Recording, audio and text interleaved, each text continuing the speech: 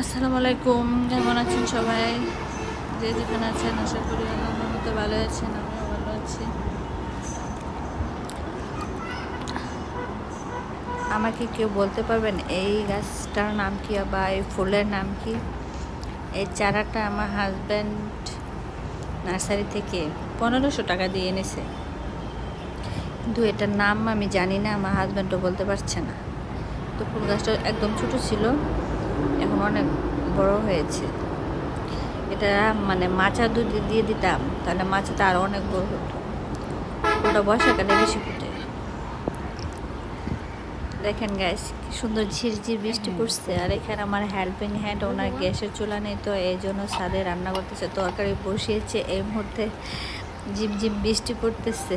আমি বলতেছিলাম যে তুমি এটা উঠে নিয়ে বাসায় চলে যাও, কারণ বৃষ্টি পড়তেছে, তরকারিতে জল বেশি হবে।